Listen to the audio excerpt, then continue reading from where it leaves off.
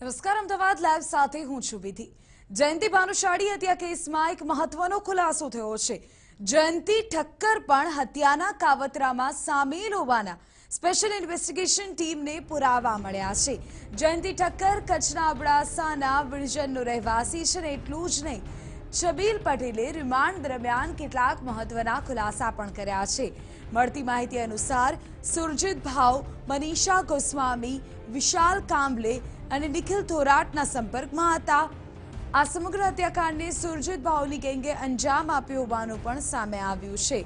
જાણકારી મળી રહી છે કે જયંતિ ઠક્કર ઉર્ફે જયંતિ ડુમરાને કાલે કોર્ટમાં રજૂ કરાશે અને તેમના રિમાન્ડની માંગણી પોલીસ કરશે। વધુ જાણકારી આપી રહ્યા છે મારા સંવાદદાતા યુનુસ ગાઝી।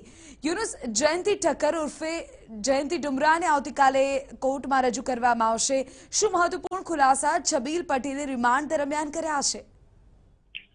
વિધિ, છબીલ પટેલ રિમાન્ડ દરમિયાન જે જયંતિ ભાનુશાળી હત્યા કેસમાં જે અન્ય લોકો સંડોવાયેલા છે અને આ કાવતરામાં જે લોકોની સામેલગીરી હતી, એસઆઈટીના જે લોકો ઉપર શંકા હતી અને જયંતિ ભાનુશાળીના પરિવારજનો જેની ઉપર આક્ષેપ કર્યો હતો તે અત્યાર સુધી એસઆઈટીની તપાસમાંથી બચતા હતા। તેમાંથી એક જયંતિ ઠક્કર ઉર્ફે જયંતિ ડુમરા છે, તેઓ કચ્છ ભાજપના આગેવાન કહેવાય છે અને તેઓની સીધી સંડોવણી ખુલી છે।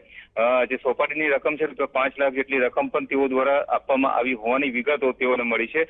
સાથે જ આ હત્યા કેસની અંદર જે લોકો સામેલ હતા તેઓની સાથે સતત સંપર્કમાં હોવાના પુરાવાઓ પણ એસઆઈટીના હાથ લાગ્યા છે, જેમાં મનીષા ગોસ્વામી, સુરજીત ભાવ સહિતના જે આરોપીઓ છે કે જે એસઆઈટીની પહોંચથી દૂર છે, તેઓ સાથે સતત સંપર્કમાં હોવાના પણ પુરાવાઓ મળ્યા છે। એસઆઈટી હવે આ દિશામાં તપાસ કરશે કે જે મનીષા ગોસ્વામી, સુરજીત ભાવ સહિતના જે આરોપીઓ છે તેઓની કઈ રીતની ભૂમિકા હતી અને હાલ તેઓ ક્યાં છે।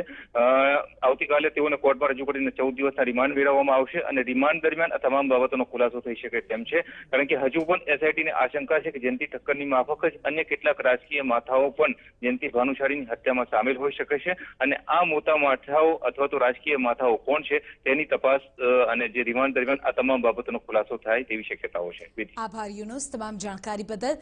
તો હજુ પણ વધુ કેટલાક મહત્વપૂર્ણ નામો રિમાન્ડ દરમિયાન ખુલે તેવી જાણકારી। જે મહત્વપૂર્ણ મોટું નામ સામે આવ્યું છે જયંતિ ઠક્કર ઉર્ફે જયંતિ ડુમરા। મહત્વપૂર્ણ છે કે તેમના રિમાન્ડની માંગણી કાલે કોર્ટ કરશે અને તે દરમિયાન કચ્છના રાજકારણમાં પણ ભૂકંપ આવે તેવી પૂરેપૂરી સંભાવના છે।